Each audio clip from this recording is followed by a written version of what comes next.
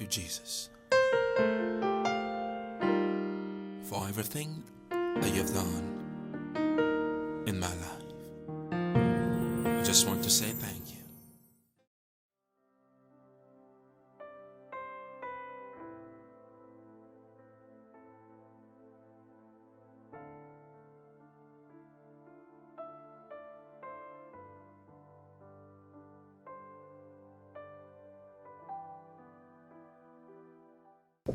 Je voudrais, dans la continuité, annoncer l'orateur. Nous avons un orateur ce matin. Il nous vient de Dalois. Donc, il y était. Et Dieu lui a donné un message pour nous. Et c'est lui donc qui sera cet orateur puissant et a reçu l'onction de la part de Dieu, un message spécial pour nous. Alors donc, on va le recevoir. Je vous prie d'accueillir notre frère Golebi Néhémie. Voilà. C'est à lui que revient ce matin, cette lourde charge de nous édifier. Que Dieu le bénisse. Bonne arrivée, orateur. Vous voyez combien de fois je suis en train de rire. Merci beaucoup, papa. Et merci infiniment au peuple de Dieu. Moi, je voulais dire merci au pasteur pour toute la confiance qu'il place en nous ce matin, de prendre la parole et de nous adresser à ce peuple que le Seigneur lui a confié la conduite. Nous ne sommes qu'en vérité un tout petit personnage inutile. Nous n'avons de valeur que simplement poussière. Et si ce matin, on donne la parole à la poussière de parler au nom de Dieu, quelle grâce et quel honneur. Ce message que nous allons donner, nous l'avons déjà présenté ici parce que nous voulons aller simplement à notre début. Nous voulons vous demander certainement beaucoup d'indulgence et vous allez comprendre pourquoi nous avons à reproduire simplement un message que nous avons déjà présenté ici lors d'une réunion que maman pasteur avait organisée ici pour le groupe constitué où nous avait invités. Et donc, nous ne sommes pas allés chercher midi à 14h et il faut monter doucement dans l'eau. Quand on ne sait pas nager, tu sautes que tu descends au milieu, que tu es noyé maintenant, c'est là que tu vas appeler au pasteur au secours. Mais ce matin, j'en appelle quand même au secours, au pasteur, au cas où je suis en train d'aller dans tous les sens. Je veux bien qu'on me coupe pour dire, Olébi, ce que tu racontes, tu n'es pas du tout dans la voie normale. Voilà. Donc, je voudrais vous dire merci. Merci aux uns aux autres. Et vous inviter à prendre donc vos Bibles pour que nous fassions la lecture qui va étayer notre méditation ce matin. Voilà, alors, ce thème, nous l'avons déjà, comme je l'ai dit, nous l'avons déjà traité, nous l'avons juste ajusté. Le thème va porter seulement sur le service d'adoration ou mon service d'adoration pour Dieu qui déclenche une intervention divine. Ce matin, les différentes prédications qui ont eu lieu ici, la Sainte Seine, et surtout la prédication qui a été faite par l'ancien, le diacre Loboué, m'ont suffisamment donné l'eau, en fait, à mon moulin. Et donc, l'esprit étant un, nous allons évoluer dans cette même dynamique ce matin. Donc, nous vous invitons donc à prendre la parole de Dieu dans Marc, le chapitre 15, à partir du verset 42, au Marc 16, et le verset 1 à 6. Nous allons lire. Le soir venu, comme c'était le jour de la préparation, c'est-à-dire la veille du sabbat, Joseph d'Arimathée arriva. C'était un homme éminent du conseil qui attendait lui aussi le royaume de Dieu. Il osa se rendre vers Pilate pour demander le corps de Jésus. Pilate s'étonna qu'il soit déjà mort. Et il fit venir l'officier et lui demanda si Jésus était mort depuis longtemps. Une fois renseigné par l'officier, il fit remettre le corps à Joseph. Joseph acheta un drap de lin, descendit Jésus de la croix, l'enveloppa dans le drap de lin et le déposa dans un tombeau taillé dans la roche. Puis il roula une pierre à l'entrée du tombeau. Marie de Magdala et Marie, la mère de Jacques, regardaient où l'on déposait Jésus. Je continue donc avec Marc 16, verset 1 jusqu'à 6. Lorsque le sabbat fut passé, Marie de Magdala, Marie, la mère de Jacques et Salomé achetèrent des aromates afin d'aller envoyer Jésus. Le dimanche, elles se rendirent au tombeau de grand matin au lever du soleil. Elles se disaient entre elles, qui nous roulera la pierre qui ferme l'entrée du tombeau? Mais quand elles levèrent les yeux, elles s'aperçurent que la pierre qui était très grande avait été roulée. Elles pénétrèrent dans le tombeau, virent un jeune homme assis à droite, habillé en robe blanche, et elles furent épouvantées. Il leur dit, n'ayez pas peur. Vous cherchez Jésus de Nazareth, celui qui a été crucifié. Et il est ressuscité, il n'est pas ici. Voici l'endroit où l'on l'avait déposé. Amen. Seigneur, nous voulons te dire merci dans nos prions. Merci pour ta parole que tu nous donnes ce matin. Nous qui ne sommes que simplement poussière, tu veux nous utiliser ce matin pour parler à ton peuple ici réuni. Oh Dieu, comment pouvons-nous parler si nous n'avons pas ton Esprit Saint Jésus? Merci Dieu de nous oindre par ton Esprit, de nous donner l'Esprit Saint pour que nous puissions parler en ton nom. Et que Seigneur, ton peuple ici présent se sente nourri par toi, mais non par nous, pauvres pécheurs. Merci Seigneur d'intervenir et que ta parole fasse effet dans le cœur de tes enfants ici réunis. Et que toute la gloire et l'honneur reviennent à toi au nom de Jésus. Amen. Amen. En introduction, nous avons dit que depuis la création du monde, Dieu a toujours visité son enfant ou ses enfants. Dans le jardin, si on parle du jardin d'Éden, sa visite lui a permis de voir la solitude de l'homme, qu'il lui manquait à l'homme un élément important sans lequel sa vie n'a pas de sens. Il a visité aussi Noé, qui vivait au milieu d'une génération perverse, pour le sauver, lui et sa famille. Ensuite, Abraham, pour lui révéler la destinée de sa postérité et lui accorder la faveur d'un enfant selon son projet de bonheur après les années de vie maritale stérile, comme vous le savez. Plus tard, Israël, lui-même son peuple, il va le sauver de la mort, de l'esclavage et de la souffrance.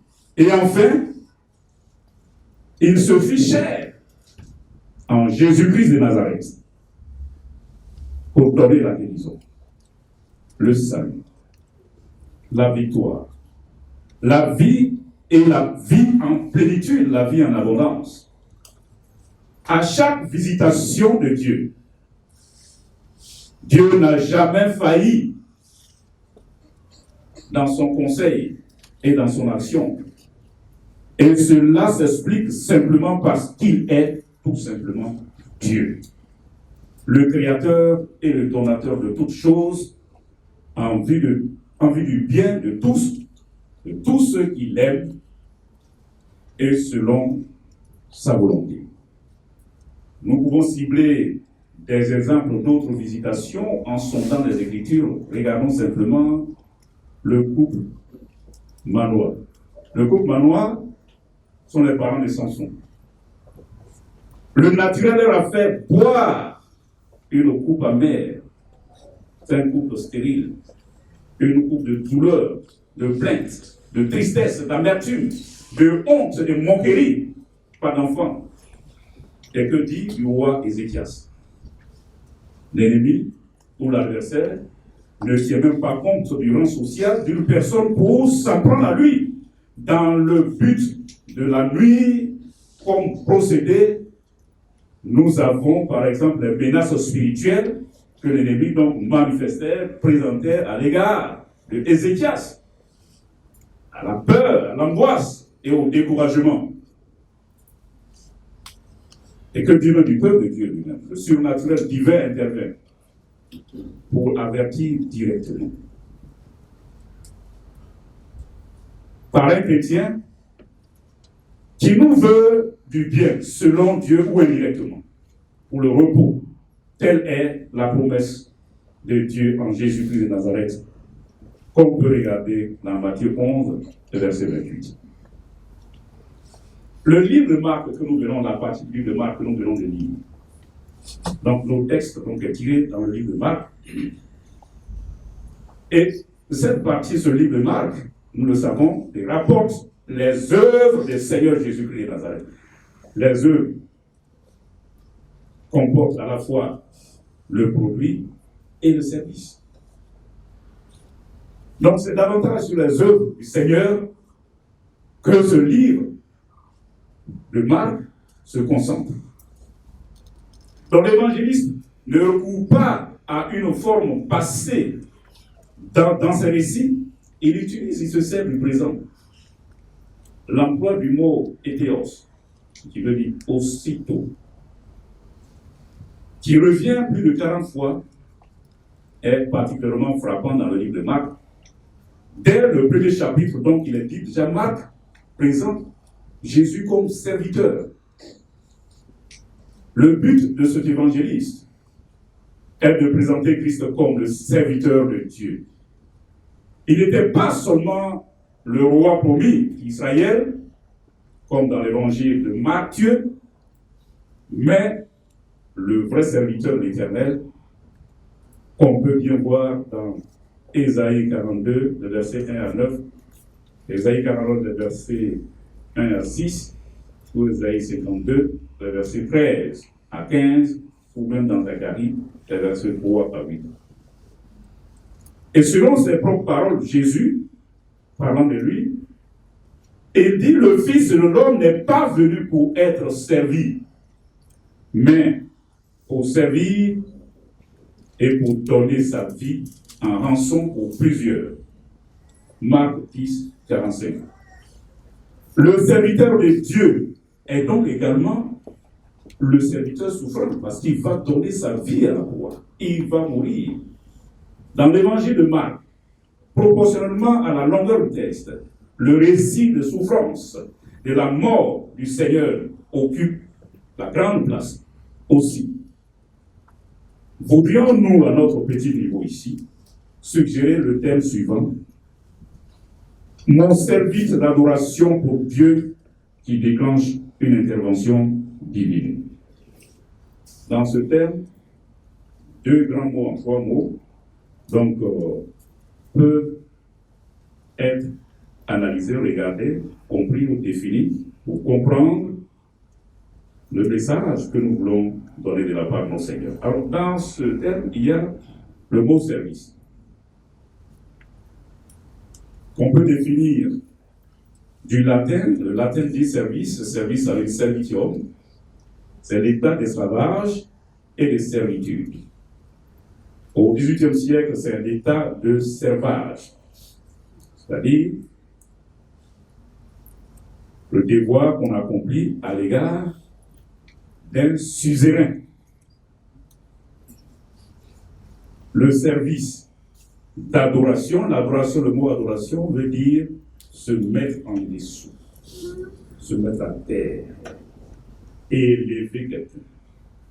Donc un service d'adoration, c'est un service qui en réalité nous soumet à Dieu, à une autorité supérieure. L'intervention est une action, un rôle est fait de quelque chose dans un processus. Donc l'intervention voudra dire qu'il y a un début à une situation, il y a une fin et il y a une évolution jusqu'à la finalité, soit dans le temps ou dans l'espace. Donc c'est un processus. L'intervention n'a de sens que c'est accompagné d'un processus. Sinon, si c'est une action de réflexe, tout de suite, je tombe dans mon bic, mon stylo, je le soulève, pas de problème. Mais l'intervention nécessite qu'il y ait des actes qui se sont posés, qui se sont répétés, jusqu'à ce que quelque chose ou quelque force ou quelqu'un à l'extérieur intervienne. Alors on parle par exemple action d'intervenir dans une situation critique. Par exemple, les pompiers, les sapeurs-pompiers interviennent pour éteindre, soit dans un temps court ou bien dans un temps prolongé en fonction donc de l'ampleur du dégât, donc pour arrêter le danger. Ou bien action d'intervenir dans les affaires intérieures d'un pays étranger, en particulier on envoie des forces militaires en pays étranger, on parle dans ces conditions de s'immiscer, d'ingérence, d'intrusion dans les affaires intérieures. Ou bien l'action d'intervenir en faveur de quelqu'un, l'intersection. Et c'est à ce niveau que nous nous trouvons.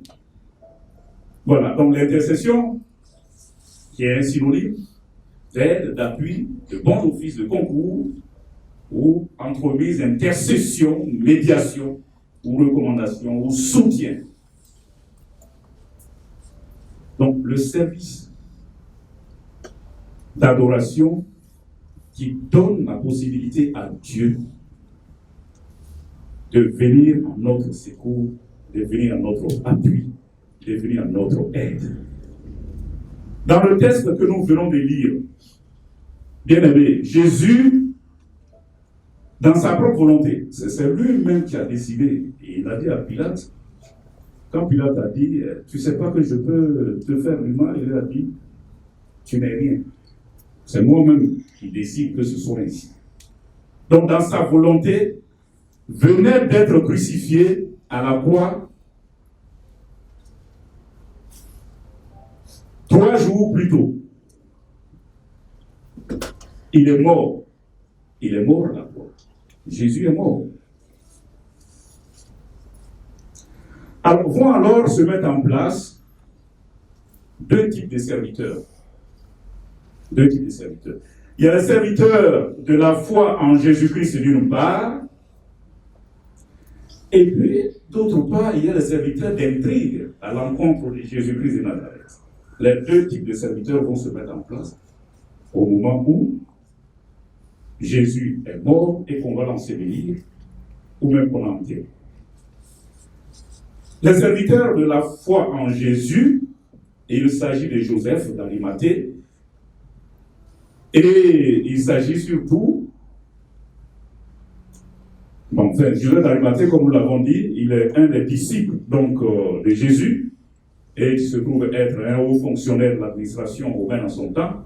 Donc d'une part, il y a Joseph d'Arimathée, et puis il y a les femmes, les dames, Marie de Magdala, Marie la mère de Jacques et Salomé, qui ont accompagné tout le temps Jésus-Christ de Nazareth pendant qu'il était vivant. Donc c'est toujours au service du Seigneur Jésus. Alors quel est le service qu'en ce moment ultime où Jésus est mort, quel est le service qu'ils étaient en train d'accorder, de faire? Ça consistait à recueillir le corps de Jésus dans un lin, à l'ensevelir dans une tombe neuve, à fermer donc la tombe et à revenir parce que on était déjà au jour du sabbat et qu'il fallait attendre le lendemain pour venir rouvrir la tombe pour faire donc le service d'entretien du corps. Voilà, c'est ce service, ce genre de service que cette première catégorie de serviteurs de Jésus s'apprêtait à donner, à faire. Mais en face d'eux, il y a donc les serviteurs ou ceux qui s'adonnent en tant que des détracteurs de Jésus-Christ de Nazareth. Et leur service consistait en quoi? Pour eux, c'était une grande joie de voir une grosse pierre fermer l'entrée du sépulcre du Seigneur Jésus-Christ de Nazareth. Oui.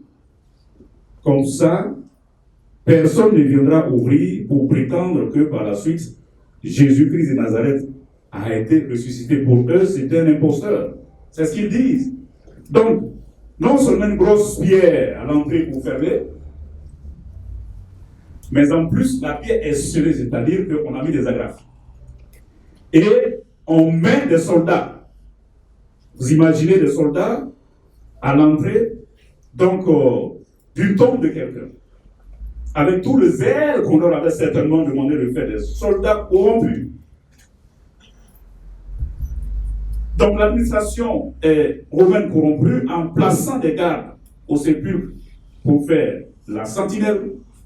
Et Jésus même, à ce niveau, est traité d'imposteur, qu'il faut confondre dans son imposture, en scellant sa tombe d'une très grosse pierre gardée par des soldats pour être sûr que son corps ne sera pas enlevé par ses disciples. Ses disciples vont dire pour enlever son corps, pour ainsi infirmer leur thèse. C'est laquelle? Celle qui consista pour eux à dire que Jésus n'est qu'un imposteur. Voilà deux types de serviteurs totalement différents. Mais attention, dans cette deuxième catégorie de serviteurs, à force de tirer sur la corde, on verra finalement qu'ils ont rendu un grand service. Donc, deux messages importants nous donc situent dans ce texte. D'abord, le premier des messages, c'est la limitation de l'homme. Et en face donc d'une situation difficile, où il ne peut plus rien faire. D'une part, mais c'est aussi la possibilité de Dieu à toute chose. Donc, rien n'est impossible à Dieu. Donc, ce message pourrait se dégager une sorte de condition, au moins, pour donner force à ce défait à l'un de ces messages. On pourrait se poser la question, quelles sont les conditions qui nous permettent de dire que Dieu peut déclencher de façon autonome son intervention lorsque nous sommes dans une situation d'incertitude totale, de blocage systématique. Donc la pierre roulée et scellée pour fermer le sépulcre de Jésus et le rendre inaccessible renvoie à l'idée en réalité de la limitation ou de la finitude de l'homme. Cette grosse pierre qui est à l'entrée, la limitation, la finitude de l'homme, face aux forces de la nature, la grosse pierre est lourde. Personne, en réalité, seul ne peut dérouler cette pierre-là. Donc, constatez à travers la grosse pierre qui entrave l'accès à l'intérieur du sépulcre de Jésus. Cela empêche tout accès au corps de Jésus, y compris le simple service mortuaire qu'on veut faire, que les femmes veulent faire, c'est-à-dire embaumer le corps de Jésus. Elles ne sont pas venues pour enlever Jésus, pour partir avec, pour dire, oui, il est ressuscité. Non, elles sont venues, elles voulaient faire un service mortuaire simplement et puis garder le corps. Même là, on ne peut pas leur permettre de rentrer. L'autre limitation ou la finitude de l'homme face aux lois, aux règles et aux réglementations corrompues de l'organisation humaine. Ça, c'est constaté par la mobilisation des soldats romains à l'entrée et autour de la tombe de Jésus. On s'imagine clairement la parade que ces soldats faisaient. Pour effrayer, pour intimider, pour ne pas que les gens s'approchent certainement de la tombe de Jésus. Ces dames, manifestement, étaient arrivées à leur limite. Elles ne peuvent pas avancer, elles ne peuvent rien faire.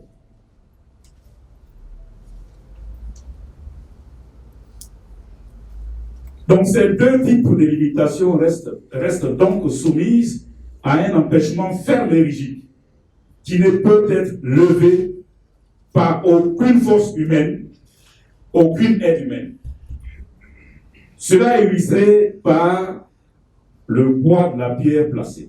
Il s'agit d'une grosse pierre qui pourrait peser très lourd, qu'on ne peut ôter. Il s'agit surtout du zèle très amer des soldats corrompus. Donc tout est dans ces conditions impossibles à ces dames de pouvoir faire le service qu'elles veulent faire maintenant, juste pour entretenir le corps du Seigneur Jésus-Christ. D'où la question sous forme de prière de ces dames et de soupirs de ces femmes. Qui nous roulera la pierre qui fait l'entrée du tombeau de Jésus?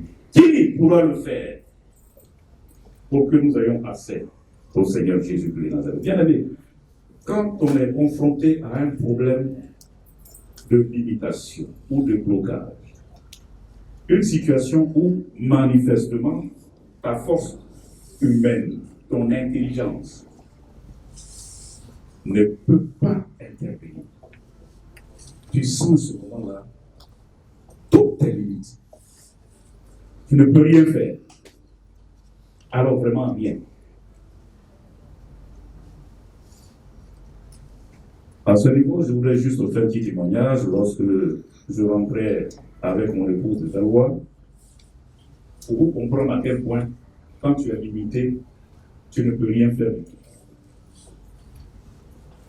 On a parcouru donc toute la route et on est arrivé à Yamoussoukro. Et puis, il n'y avait pas assez de carburant, donc on était aux environs de 19h30 par là. Je voulais tout le pour rentrer à Abidjan. Donc, il n'y avait pas assez de carburant, et donc, il y a une dernière station Shell lorsqu'on sort de Yamoussoukro pour aller à Abidjan. Cette station est à notre droite. C'est aussi la toute première station lorsqu'on quitte Abidjan pour rentrer à Yamoussoukro à la gauche. Donc, je suis donc rentré à la station, j'ai garé la voiture et j'ai pris du carburant. Je prends du carburant, il y avait donc une file d'attente derrière moi. Donc, à un moment où j'étais à la station, j'avais envie d'aller au petit coin, juste pour faire donc, me soulager un peu. Et donc, je prends la voiture sur la station, juste au bord là, de sorte que quand je dois venir, je prends et je suis au toit. Je tire le frein à main, et puis je tente de courir pour aller donc rapidement dans les vestiaires, et puis venir prendre la route pour continuer.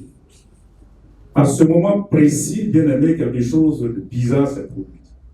J'étais là, puis j'ai entendu papa. Je retourne, la voiture est en train de partir toute seule, avec mon épouse et mon bébé dedans. La voiture partait. Donc, je prends la fuite maintenant, finalement, je n'ai plus envie de faire donc ce que je voulais faire. Imaginez-moi dans tout mon sprint. Et à peine que j'ai fait quelque part, il y a eu donc une déchirure ici, dans le nerf ici, derrière, à déchirer. Donc, les nerfs ici ont cédé.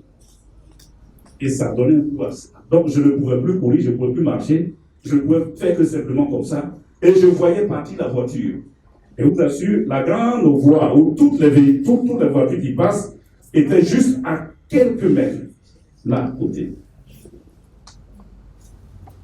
Et je ne pouvais plus courir pour aller rattraper la voiture. Elle partait toute seule. Bon, ma femme, elle a eu l'ingénieuse idée, en tout cas, de sortir la voiture avec le bébé. Donc, ils se sont jetés. Et donc, la voiture continuait sa course toute seule. Et donc, il y a un gars qui venait avec sa moto. Lui, quand il a vu, donc, il a laissé tomber sa moto, et puis il a pris la fuite. Dans la voiture, elle est venue frapper la moto. Et puis, c'est ça qui a modifié la trajectoire de la voiture. Et la voiture allait tout droit se coincer à un panneau publicitaire qui est juste à l'entrée de la grande voie. Comme ça, la voiture a été stoppée. J'étais devenu, c'est-à-dire que moi, je voyais la scène partie, mais je ne pouvais plus rien. Blocage. Blocage systématique, je ne pouvais rien.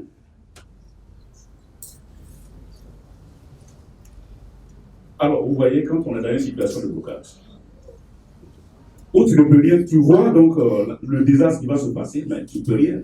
Moi, je ne peux même pas marcher. Mais il y a cette intervention divine qui a fait que la voiture a changé sa trajectoire pour aller se coincer à un panneau publicitaire. C'est ça. Donc, bien aimé, quand on est dans un cul-de-sac et qu'on est coincé, qu'on sent même aujourd'hui, ta limite c'est terminé, il n'y a rien à faire, on ne peut que compter sur l'intervention divine.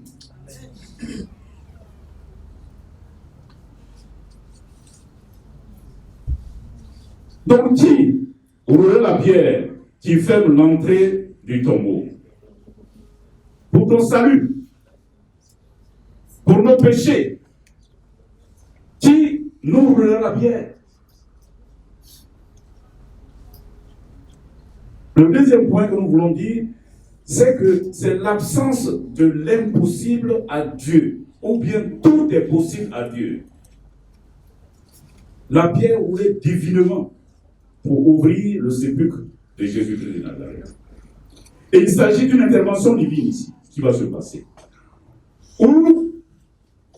Là où la limite de l'homme n'est plus à discuter, là où il n'y a plus d'issue, là où tout est devenu impossible. Impossible à l'homme devient le possible à Dieu. Alléluia. C'est l'ange de Dieu qui roule donc la pierre et qui s'assoit là-dessus. Roule la pierre et il s'assoit là-dessus pour ne même pas donner la chance à la pierre donc de repartir là où l'on levait. L'ange est assis là-dessus. Au verset 4, il a dit quoi? Mais quand elles levèrent les yeux, elles s'aperçurent que la pierre qui était très grande avait été roulée. Elles pénétrèrent dans le tombeau, virent un jeune homme assis à droite, habillé d'une robe blanche, et elle fut donc épouvantée. Mais il leur dit, n'ayez peur. Vous cherchez Jésus de Nazareth, celui qui a été crucifié, il est ressuscité, il n'est pas ici. Voici l'endroit où on avait déposé. Bien aimé, je ne sais pas, moi, à mon petit niveau, dans quel casier on a enfermé des dossiers de recrutement. Je ne sais pas. Je ne sais pas non plus quel verrou contre ton enfantement a été posé, contre ton mariage, contre ton élévation, ton entreprise, contre ta santé. Je ne sais pas non plus quels ailes administratifs et judiciaires corrompus. Mais tiens comme captive ta liberté. Je n'en sais rien. Mais je sais une chose. Et laisse-moi dire cette chose. Laisse-moi te dire que ton Dieu, Jésus-Christ de Nazareth, n'est pas resté dans le tombeau. Jésus est vivant pour que tout verrou, tout cadenas, soit à jamais brisé. Et libre, tu sois renvoyé. Amen. La condition principale d'intervention divine, quelques mots là-dessus, c'est l'amour, l'obéissance et l'adoration, tout ceci enfermé dans ce qu'on appelle le service pour Dieu. Dans Ésaïe 38, le verset 1 à 5, je vais donc vous lire l'histoire d'un grand roi juif. En tout cas, ce roi a servi Dieu. Mais quelque chose va se passer. Donc, c'est l'histoire de la prolongation de la vie d'Ézéchias. Ézéchias, vous devez le savoir, il est la 11e génération de la lignée de David.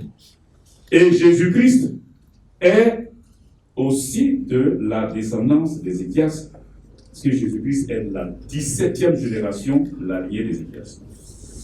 Donc, c'est l'histoire de cet homme qui, par une intervention divine, a été restauré et sa destinée prophétique divine a pu se réaliser. En quoi faisant-il? En servant Dieu. À cette époque-là, donc, je vous renvoie à ce chapitre 38, pardon, le verset 1 à 5. Il a dit à cette époque-là, Ézéchias tomba malade. Alors qu'il était sur le point de mourir, le prophète Ésaïe, fils d'Amoz, alla le voir et lui dit: voici ce que dit l'Éternel. Fais connaître à ta famille tes dernières volontés, car tu vas mourir. Tu ne guériras pas de ta maladie. En entendant ces mots, Ézéchias tourna son visage vers le mur et adressa cette prière à l'Éternel. S'il te plaît, Seigneur, je t'en supplie, souviens-toi que je t'ai servi fidèlement et d'un cœur entier, et que j'ai fait ce qui est bien à tes yeux. Ézéchias se mit à pleurer abondamment. Il pleurait. L'Éternel alors parla à Ésaïe. Retourne voir Ézéchias et dis-lui: voici ce que dit l'Éternel, le Dieu de ton ancêtre David. Il rappelle à Ézéchias que son ancêtre est David. Vous allez comprendre après pourquoi il dit ça. J'ai entendu ta prière, j'ai vu tes larmes. Voici que je prolonge ta vie de 15 ans. Amen. Pourquoi donc Dieu prolonge la vie d'Ézéchias de 15 ans? Voyez-vous, nous sommes donc dans ce royaume de Juda au 8e siècle, avant l'ère de Jésus-Christ de Nazareth, notre ère, avant notre ère. Le roi Ézéchias apprend que sa maladie atteint son stade final. Et Ézéchias n'avait que 39 ans à ce moment-là. 39 ans. Effondré, et supplie Dieu de le guérir. Par l'intermédiaire d'un prophète. La réponse de Dieu vient. J'ai entendu la prière. Voilà. Mais, voyez-vous, Ézéchias, il est dit que Dieu avait même révélé que le Messie, c'est-à-dire notre Seigneur Jésus-Christ de Nazareth, naîtrait dans la lignée de David. Ça y est, on peut regarder cela dans 2 Samuel 7, le verset 16, ou bien Psaume 89, le verset 20, ou Psaume 89, le verset 20, ou le verset 26 à 29, ou même Isaïe, le 11 à 1. Or, qu'est-ce qui se passe? Au moment où il tombe malade, Ézéchias, il n'avait pas de descendant. Au moment où il était malade, et qu'on a envoyé Isaïe lui dit, va dire à Ézéchias qu'il va mourir. Il n'avait pas d'enfant pour assurer la postérité jusqu'à ce que ça arrive à Jésus-Christ de Nazareth. Donc, ces 15 années additionnelles qu'on a données, c'est à ce moment-là qu'Ézéchias a donné naissance à Manassé, qui va donc poursuivre la postérité jusqu'à Jésus-Christ de Nazareth. Imaginez un seul instant que Ézéchias mourait alors qu'il est dit dans la lignée de David, un Messie allait sortir. Donc, le service qu'Ézéchias a fait, ce service que Jésus a donné à Jésus, à Dieu, a témoigné en sa faveur et Ézéchias est lancé dans sa destinée prophétique. Il a fait un enfant qui, lui aussi, a fait un enfant, ainsi de suite, jusqu'à ce qu'on en arrive à Jésus-Christ de Nazareth, 17e génération plus tard. Bien aimé, le service à Dieu. Nous-mêmes, dans notre destinée prophétique. Amen. Donc l'intervention de Dieu en faveur du roi visait donc un objectif particulier, la préservation de la lignée menant au Messie Seigneur Jésus-Christ de Nazareth. À ce niveau, je voudrais donc relever un certain nombre de pièges lorsque nous servons le Seigneur Jésus-Christ de Nazareth. Car servir est un acte magnifique, mais servir le roi, c'est un privilège unique, comme nous le disons tantôt. Dieu nous a aimés jusqu'à se sacrifier pour nous sauver de la mort et du péché. C'est une joie, un honneur de pouvoir en retour nous lever et le remercier.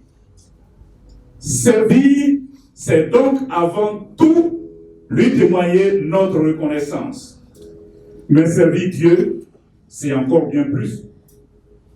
C'est le moyen d'entrer dans notre destinée. Lorsque nous servons, nous entrons dans ce pourquoi nous avons été créés.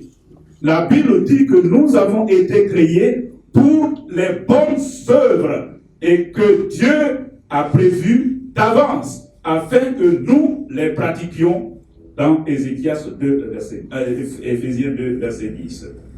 Par ailleurs, servir nous est aussi grandement bénéfique. Servir ouvre la porte à de grandes bénédictions dans nos vies. Dieu est attentif à chacune de nos actions pour lui. De là-haut, il te regarde. Il nous regarde. De là-haut, il te regarde et nous regarde et se réjouit de nos investissements, de ton investissement pour lui. Lorsque nous le servons,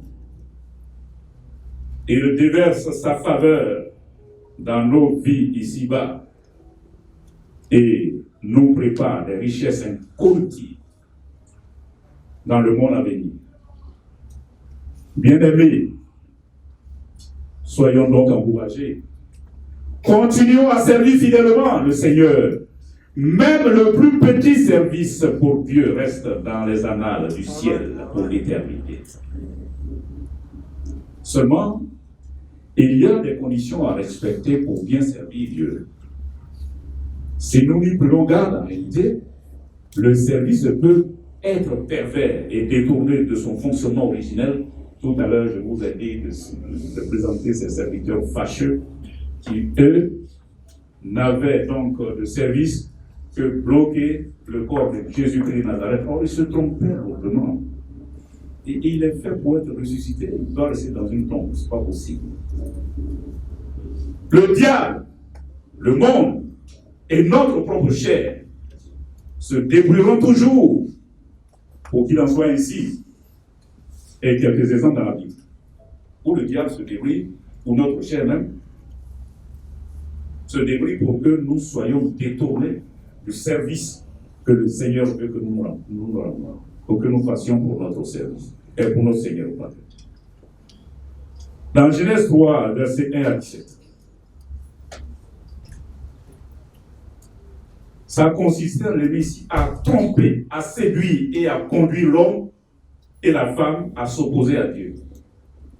Dieu vous a-t-il vraiment réellement dit que quand vous allez manger ce fruit, que vous ne devez pas manger ce fruit, vous a-t-il réellement dit? Et on est tombé, on a écouté donc le diable, on a commencé à le servir. Donc attention, il est très rusé. Ou le Genèse, donc dans Genèse 4, de conduire un frère à la jalousie contre son frère et au meurtre. Il était à la base donc de l'acte fâcheux et regrettable, mais que l'autre n'a pas regretté de toute façon, qui a emmené la mort de son frère. Parlant donc des relations de Caïn et d'Abel. Genèse 12, influencer la décision d'une personne partiellement ou totalement. L'autre n'avait pas sa place auprès d'Abraham. Et ce n'est donc qu'après la séparation entre les deux que Dieu renouvelle sa vision et ses promesses à Abraham. L'autre était là pourquoi? Abraham, des questions donc de chair. Oui, c'est mon neveu. Il faut qu'il me suive. Mais tous nous avons vu si c'est pas simple le neveu et le tonton. Le neveu a failli même envoyer au maire à son tonton, puisque les éleveurs se frappaient, ou des moutons se frappaient. Le neveu est incapable de dire à ses éleveurs arrêtez ça. Voilà. Et quand ils vont se séparer, c'est là Dieu va véritablement renouveler ses promesses à Abraham. Ou bien influencer la vie du couple. Agar est quittée où? Agar est une servante de Sarah qu'on a donnée à Sarah en Égypte. Elle est quittée où pour aller jusque dans le lieu saint des saints. Et influencer ainsi le couple.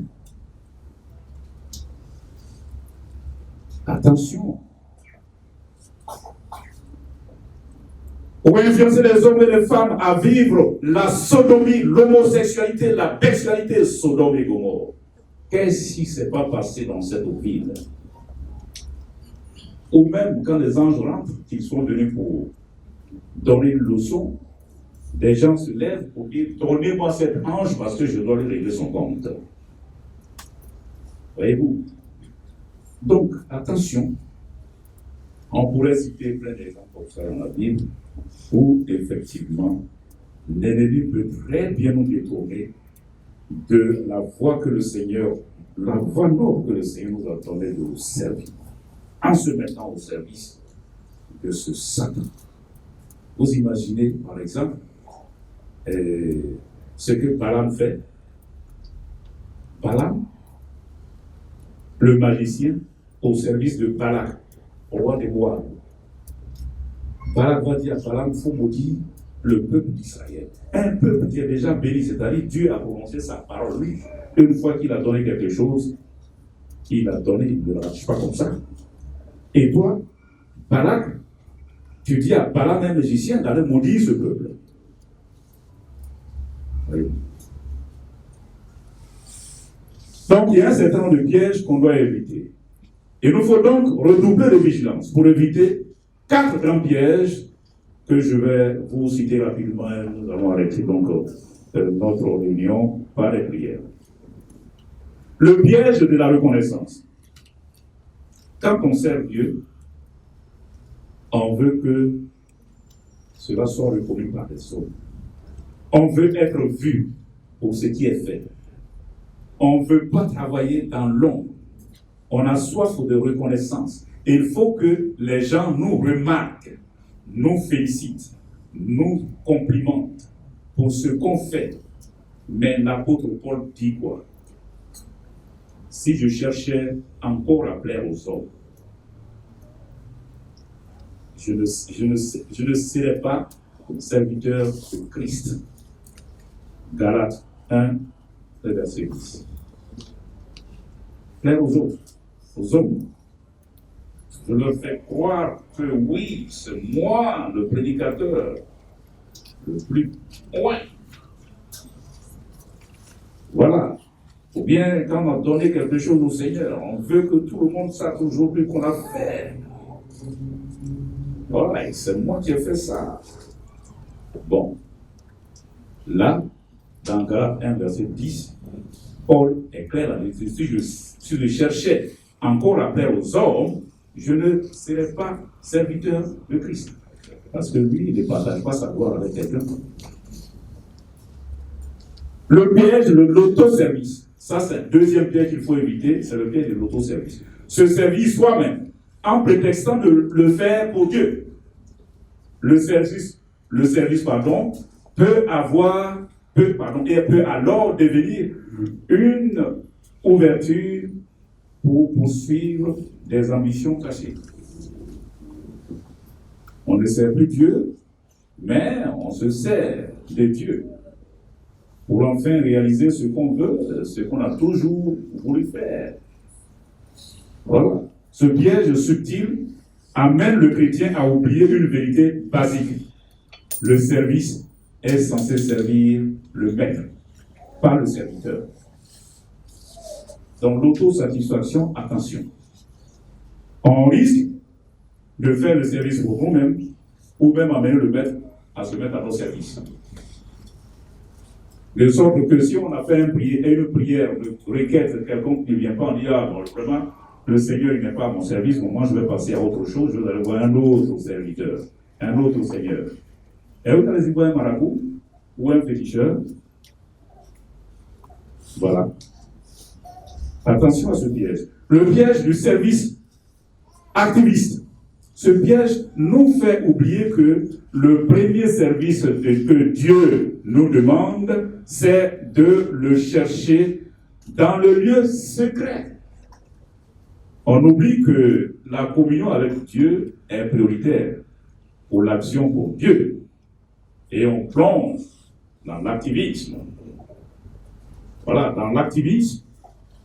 On essaie alors de se servir, enfin de servir Dieu, mais sans l'aide vraiment du Saint-Esprit. Donc on fait les choses par sa force. On essaie d'agir avec nos forces humaines et il n'y a plus aucune dimension surnaturelle dans ce qui est fait. Mais la Bible nous recommande, quoi qu'est-ce qu'il nous dit ceci? Que celui qui sert, accomplisse sa tâche avec la force que Dieu donne. 1 Pierre, verset 4. 1 Pierre 4, verset 11. Donc que celui qui sert accomplisse sa tâche avec la force que Dieu lui donne. Donc c'est avec la force de Dieu qu'on travaille. Ce n'est pas avec notre propre force. Donc c'est avec l'Esprit, c'est avec l'aide du Saint-Esprit qu'on sert le Seigneur. Le piège du service minimum. Là, ce piège peut nous amener à ne servir que lorsque cela ne coûte pas. C'est un piège dans lequel moi je suis tombé très souvent. Lorsqu'on nous demande quelque chose qui pourrait être inconfortable, éprouvant, ou quelque chose qui pourrait nous demander du temps, de l'argent ou de l'énergie, on y renonce tout de suite. Ou on fait de dire qu'on n'a pas le temps. Mais Dieu veut que nous puissions le servir pleinement, de tout notre cœur, de toute notre force, et dire comme David, je n'offrirai point à l'Éternel, mon Dieu, des holocaustes qui ne te coûtent rien. 2 Samuel 4, verset 24. Donc, il faut se mettre au service de Dieu, quelle qu'en soit la situation. Dès lors que nous prenons garde à éviter ces pièges, notre service sera agréé par Dieu et notre vie prendra une autre dimension. Nous lui serons agréables et Dieu nous sera favorable. En gros, nous voulons dire bravo à tous ceux ou tous celles qui se lèvent pour œuvrer pour Dieu, sont des serviteurs inutiles. C'est-à-dire, nous n'avons rien à réclamer à Dieu. Tout lui appartient. Comme le diable disait ce matin. C'est sa simple grâce qu'il nous accorde pour prétendre gérer ses biens, ou bien son savoir ou sa connaissance. Continuons à le servir fidèlement. Le mot est sorti ce matin encore ici à cette chaire, et je reviens là-dessus. Fidèlement, afin que sa gloire éclate dans notre génération. En conclusion, il est important de savoir que nous vivons le temps messianique, ou dans le temps de grâce. Un temps où Dieu agit en faveur de ses enfants, où le surnaturel divin intervient dans le naturel. Ésaïe 30, les versets 18 à 21. Pour permettre à cette intervention de se manifester pleinement, il faut un certain nombre de choses que nous allons citer. Il faut suivre les consignes de Dieu, même les plus illogiques, et laisser au Tout-Puissant les directives de tout combat spirituel. Nous n'avons pas à nous substituer à Dieu. Demeurer dans l'alliance de Dieu. Nous ne devons pas sortir de l'alliance avec Dieu que nous avons en Jésus-Christ de Nazareth. Ce matin, la Sainte Seine a été claire là-dessus. Les temps, nous sommes à la fin des temps. Gardons notre lien strict avec Dieu. Agir au temps de Dieu. Ne rien précipiter. Chaque chose dans son temps. Il a le temps pour chacun d'entre nous. Quand le temps va arriver, ça va se réaliser. Obéis en tout temps à la parole dite de Dieu, même si on ne la saisit pas. Obéis à la parole de Dieu. Croire en la justice et au secours de Dieu dans sa vie. Croire que Dieu peut nous secourir. Même dans les situations d'incertitude totale, telles que nous l'avons évoquées ce matin, lorsque nous rentrons d'Abidjan, où la voiture a commencé à partir tout seul, et que moi je pensais qu'en tant que sprinter, je pouvais rattraper la voiture, mais mes deux pieds étaient foutus. Et je n'avais que les yeux pour voir la voiture partir toute seule. Je ne pouvais rien. Même si je rampais comme un serpent, je n'allais jamais arriver à la hauteur de la voiture. L'intervention divine de Dieu. Se réconcilier définitivement avec notre Père Céleste en livrant au feu du Saint-Esprit tout ce qui détruit la communion avec lui. Appelons l'Esprit Saint à détruire tout ce qui est inutile, tout ce qui est entrave et ne nous permet pas d'être en communion avec Dieu constamment. Le Saint-Esprit, qui est un esprit aussi de feu qui dévore, peut détruire cela pour garder notre relation stricte avec le Seigneur Jésus. Servir résolument Dieu de tout notre cœur, de toute notre force, aussi bien que ce soit en matériel, en finance, etc., qu'en temps utile, car il n'est pas resté dans le tombeau, il vit à jamais. Et là, je voulais ce petit cœur qui dit, il n'est pas resté dans le tombeau. Il vit, il n'est pas resté dans le tombeau. Il vit à jamais. Que Dieu vous bénisse. Amen. Voilà.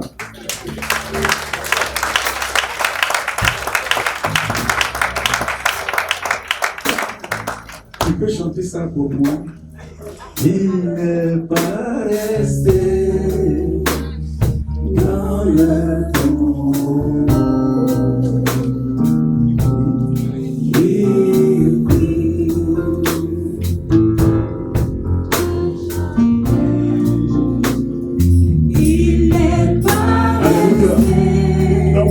Debout pour prier sur les quatre pièges qu'il faut éviter.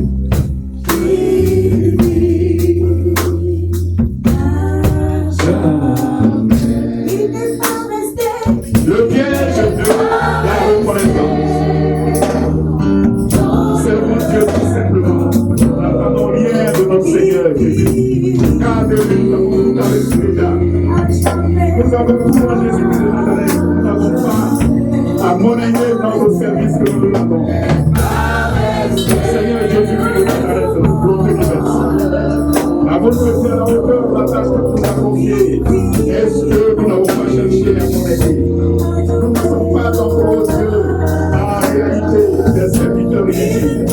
Non, de demander pardon, de faire de nous car toi, tu es encore, tu es vivant. Tu n'es pas resté dans le tombeau, tu vis aujourd'hui pour nous. Et nous servons un Dieu vivant.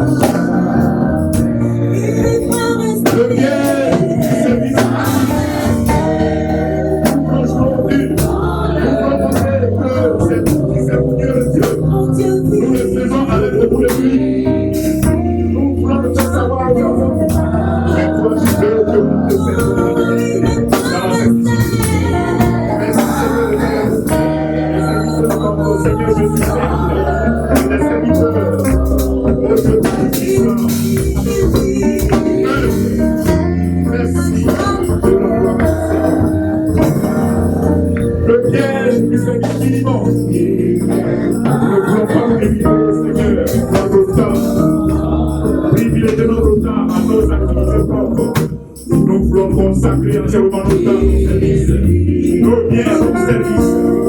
Merci Seigneur de faire de nous des serviteurs et que toute la gloire et l'honneur reviennent à ton service. Merci Seigneur. Gloire et honneur à Jésus-Christ. Merci. Nous allons laisser la parole au pasteur. Que toute la gloire et l'honneur reviennent à Jésus. Amen.